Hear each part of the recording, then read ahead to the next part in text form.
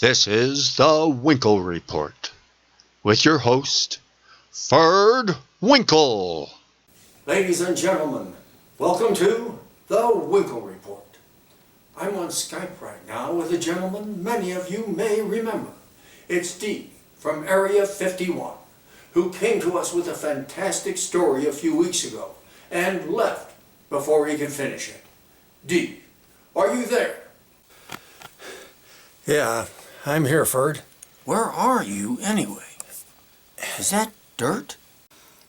I'm in a cave. I can't tell you where, because when I left the project, I downloaded a massive amount of information, and they're after me to get it back. So, what happened last time? I heard something from the back of the studio during the interview. Trip warned me that I was in danger and had to leave. He's scrambling the signal now, so I can't be traced. Okay. For those of you out there who are unfamiliar with the story, let me recap events so far. D is a former research analyst at Area 51, and for the last 42 plus years has been working on a project known as Operation Rosetta. This project was designed to unravel the origins and technology behind a UFO which crash landed in Roswell, New Mexico in 1947. A UFO which also contained two bodies that were later determined through DNA analysis to be of earthly origin and apparently from our future. A future where the life on this planet has been almost totally wiped out by an extinction event. Is all of this correct so far, D? Pretty much, yeah. Look, I've got to be honest here, folks. I've got trouble believing any of this, but I do feel compelled to hear the rest of the story. Okay, D, you left off right after humanity retreated to caves in order to survive. What more do you have to tell us? From here on, it gets a little obscure, as I'm not sure about the time system involved. But we're talking about tripping the UFO coming from at least a couple of hundred years in our future. A couple of 100 years? Yes. That doesn't make any sense. Doesn't evolution take millions of years? How could we become little gray men in only a couple of 100 years?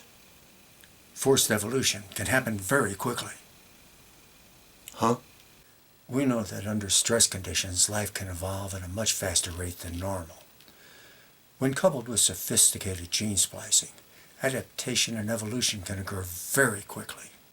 Under those conditions, a few hundred years would be long enough for man to adapt to an underground environment by losing pigmentation and becoming grayish due to the lack of direct sunlight, become smaller in stature due to dietary and spatial limitations, and develop larger eyes so as to pick up more detail under near-dark conditions.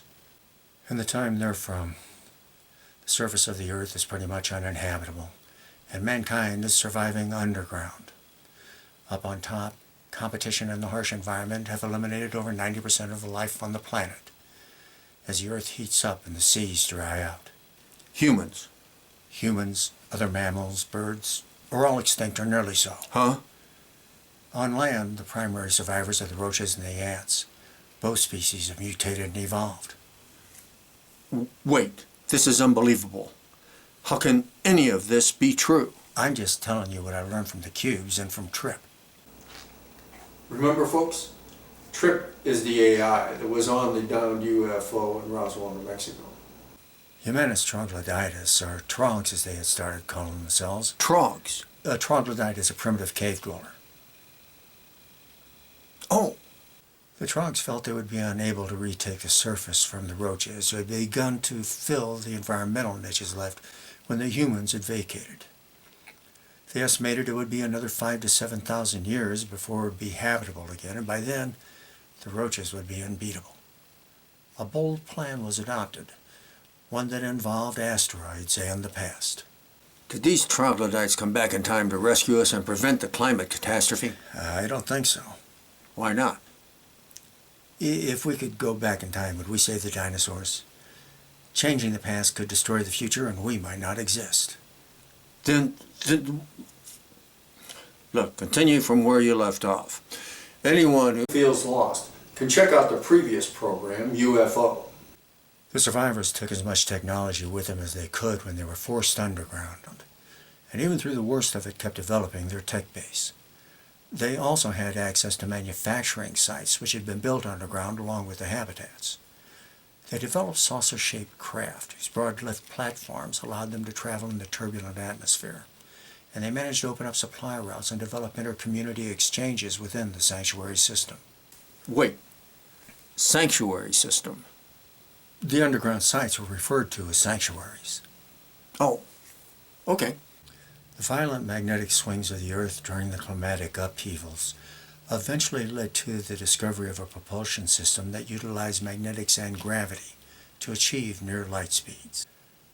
Using this magnetic pulse drive, they traveled to Pluto and found they had gained almost 2 hours on the light waves emanating from the planet and another 2 hours on the return trip back to Earth.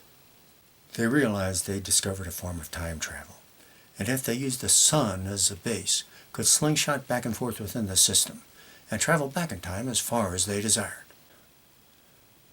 Once they developed cryostasis, they initiated a plan where they would come back to our time and begin terraforming asteroids so that post-EE humanity would have a refuge off-planet. Post-EE? Post-extermination event.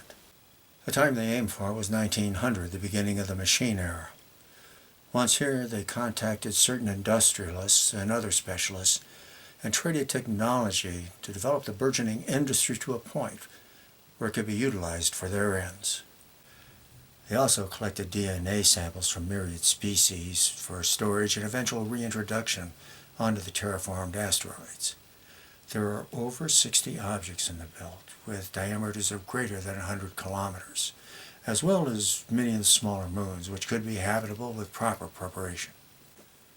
Ceres, which is classified as a dwarf planet, has its own water supply, as well as Ganymede and Europa of Jupiter and Enceladus of Saturn. Earth's moon would also be developed. You said 1900. What about all of the other supposed sightings down through history? There is reference to an accident or accidents, and some ship or ships being thrown off course time-wise. But what is clear is that the Trogs have been here for over 100 years terraforming outer space in preparation for a mass exodus from Earth at some point in the distant future. You do realize how ridiculous this sounds. Hey, what's D? that? D, what happened? D, are you there? What has occurred must recur to ensure what will reoccur. What the hell does that mean? This message is not for you. It is for those who follow the path. The timeline must not be disrupted. What just happened? This has been the Winkle Report.